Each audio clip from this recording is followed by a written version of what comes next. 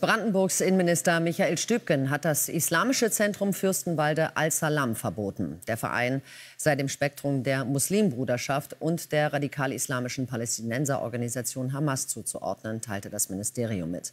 Das Zentrum war vor mehr als einem Jahr vom Landesverfassungsschutz bereits als gesichert extremistisch eingestuft worden.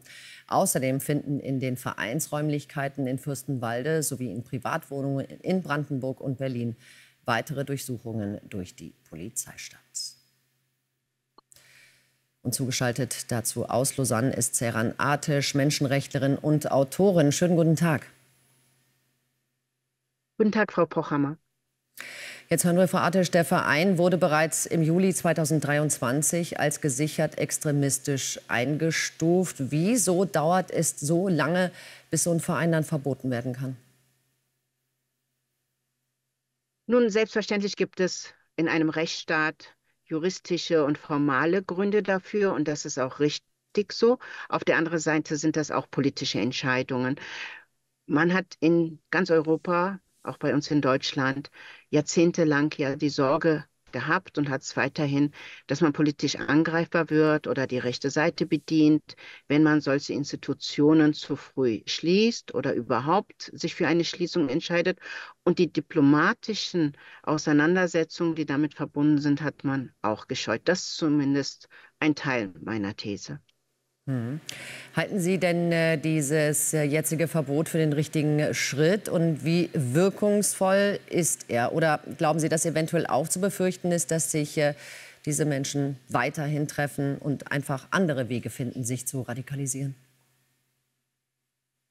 Ja, selbstverständlich kann man die Gesinnung durch eine Schließung nicht verändern. Sie werden andere Kanäle finden.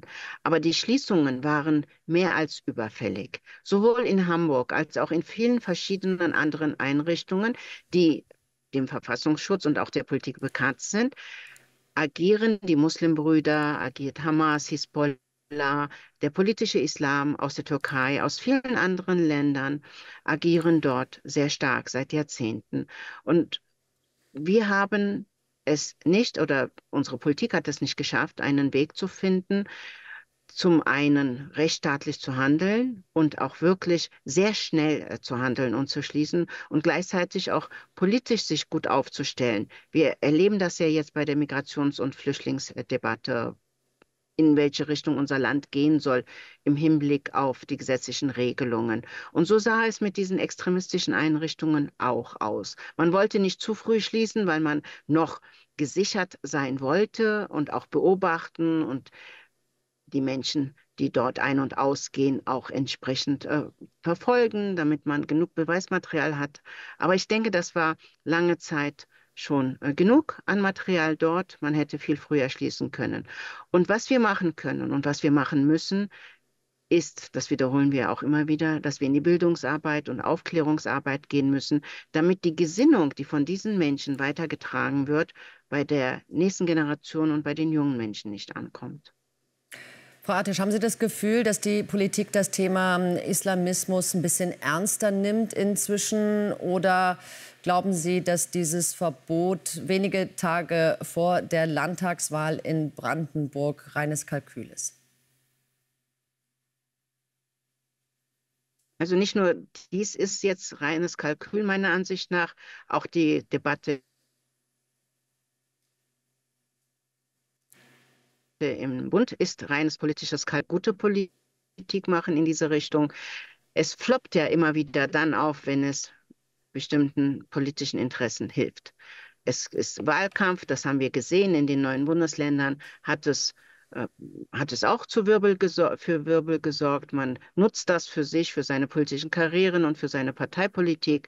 Und das ist bedauerlicherweise aktuell wieder der Fall, denke ich jetzt einfach mal, unterstelle das und fordere unsere Politiker und Volksvertreterinnen und Volksvertreter, so müssen sie sich doch bitte endlich mal auch begreifen, auf, den politischen Islam unabhängig von Wahlen, unabhängig von ihren eigenen Karrieren ernsthaft zu bekämpfen. Da sagen Sie was, Frau Ateş. Volksvertreter, daran muss man den einen oder anderen Politiker doch immer mal wieder erinnern. Ich danke Ihnen sehr für dieses Gespräch.